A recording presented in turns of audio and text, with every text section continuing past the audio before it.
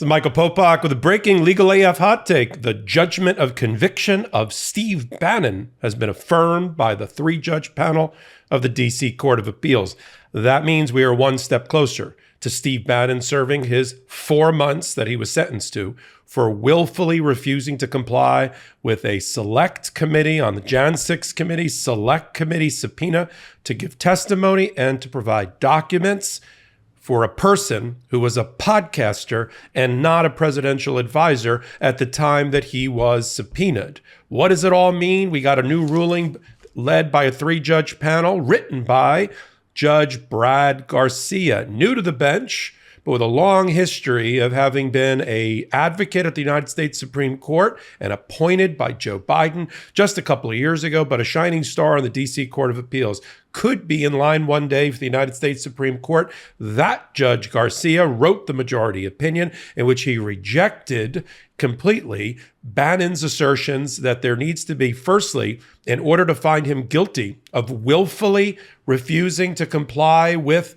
a congressional subpoena under 18 U.S.C. 192, Bannon tried to argue there needs to be a bad faith element to it, that the prosecutors have a heightened burden to show that he acted in bad faith, and he tried to point to all sorts of evidence, primarily a inconclusive letter from Justin Clark claiming to serve as a lawyer for then President Trump, telling Bannon that he should be careful because some of what they're asking for at the Jan 6 committee may trigger executive privilege. But Donald Trump never made an appearance before the Jan 6 committee, never sent a letter exercising any type of executive privilege in order for that to be ripe to be litigated in the courts. Instead, Bannon waved around this inconclusive letter from Clark at best that said, Trump wants you to be careful because some of what you may testify to or supply could be executive privilege. Well, Judge Garcia said that's not enough.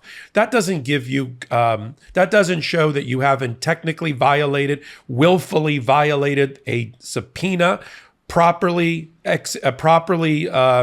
propounded by the Jan 6 committee, a congressional legislative committee. That's it.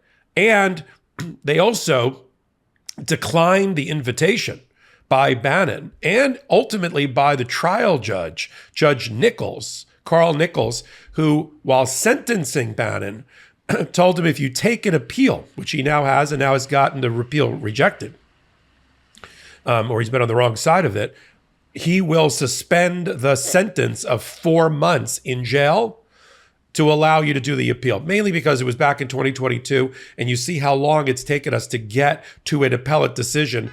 He would have already served the time in jail in the 2-year and a half period. Now, of course, we've had to put up with Steve Bannon bragging about that he's going to win on his various podcasts. In fact, let's play a clip now of Bannon on one of his podcasts, The War Room or whatever it's called, bragging about this case. Look, lady, we're getting into the J6 stuff. This is one of the things we're going to talk about. Matt Rosendale is going to join us. We're going to get into the J6 stuff, and we're going to see how much you and folks in Congress protected the Republic and why your committee, the cover-up committee, why you didn't grill Ray, why he was never interviewed, all of it. It stinks to high heaven. And you're going to get your day. You're going to get your, as we say in the Navy, your turn in the barrel. Ma'am. Well, he was wrong.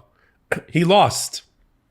And now what's going to happen next is that the invitation that Bannon made to reject a precedent that had been on the books since the 1960s, called Licavoli, named after a case back then, which basically said all you need is a violation, a refusal to comply with a subpoena, and you have a violation of the criminal statute. That's it. No other requirement. In fact, in order to overcome Licavoli, the Judge Garcia for the D.C. Court of Appeals 3-judge panel reminded him that in order to do that, since it was binding precedent, he'd have to show that Licavoli had been subsequently overturned by a United States Supreme Court decision in the last 55 years, which it had not been, or that an entire, what we call en banc panel of the D.C. Court of Appeals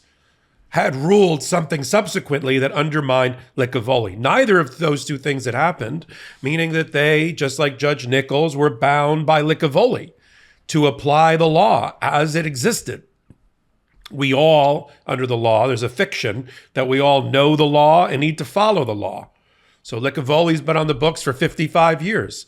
Bannon's lawyers probably would have taken them, 1 second to find that case, to guide his conduct and behavior. And for Bannon to then argue that we should put a new overlay of fine bad faith, and I don't have bad faith because I have advice of counsel, some lawyer told me I didn't have to comply, which is untrue, or the Trump's lawyer directed me not to comply, which is also untrue, which Judge Garcia went through. That's not what the letter says.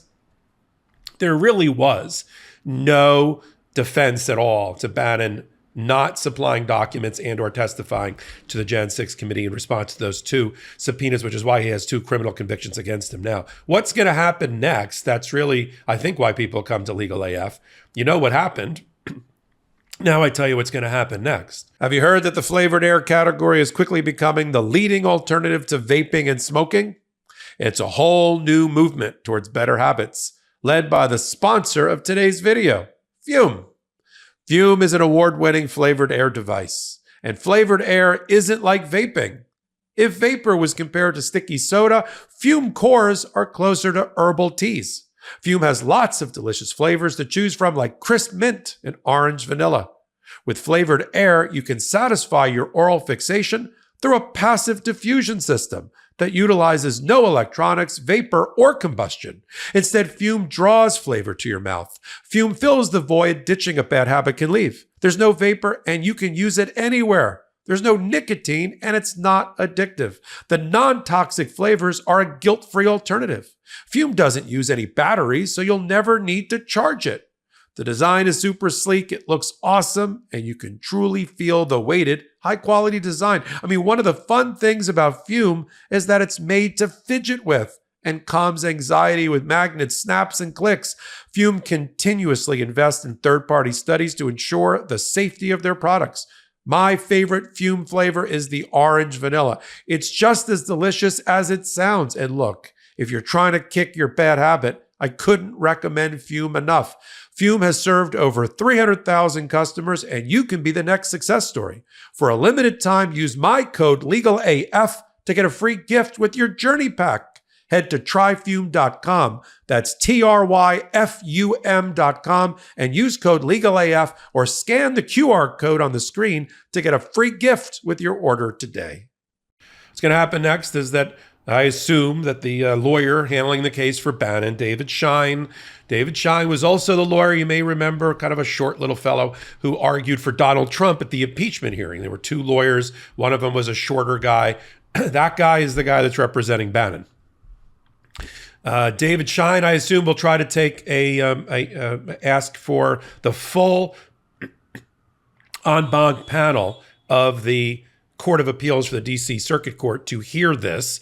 But in order to do that, he's got to get a majority of the panel to want to hear the case. And to be frank, I doubt they will. This 20-page decision by Judge Garcia is really airtight and waterproof. And I don't see them getting the 10 or 11 votes they need to pull the case up for a full en banc re-argument, because they're just dead right on the law and on the application of Licavoli. And unless they decide, well, we're going to overturn that and we're going to create new law and let Bannon be the recipient and the beneficiary of the new law, I don't see that happening.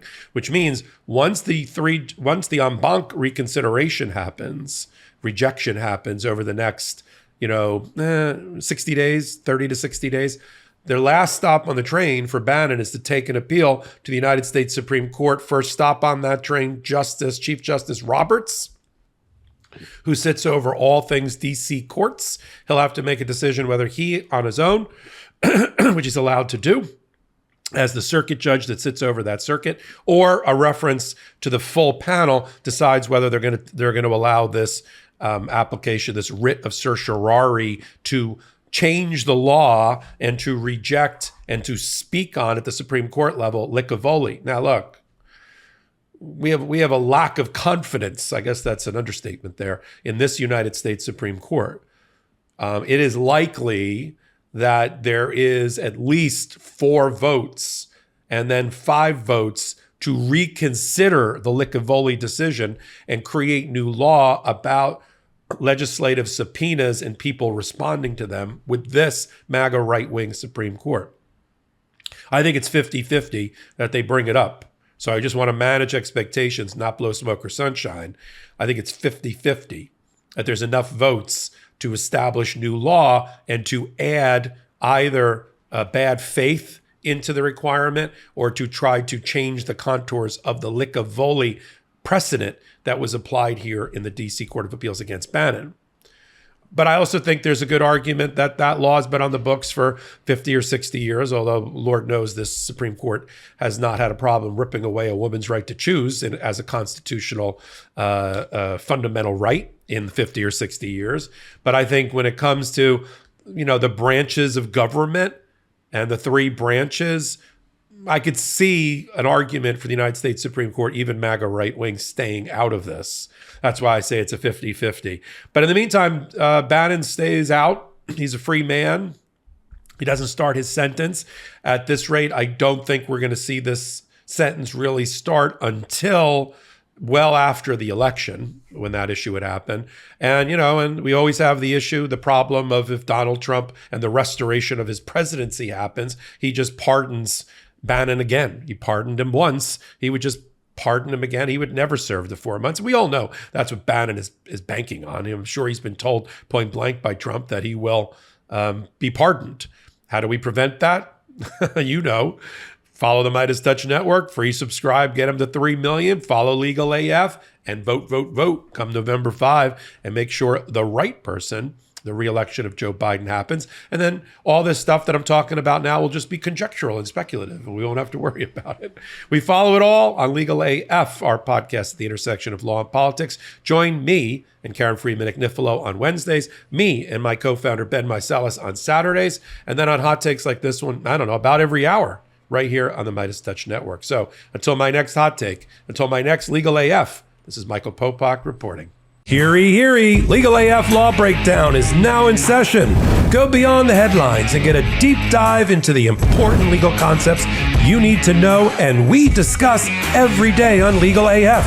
Exclusive content you won't find anywhere else, all for the price of a couple of cups of coffee. Join us at patreon.com/legalaf. That's patreon.com/legalaf.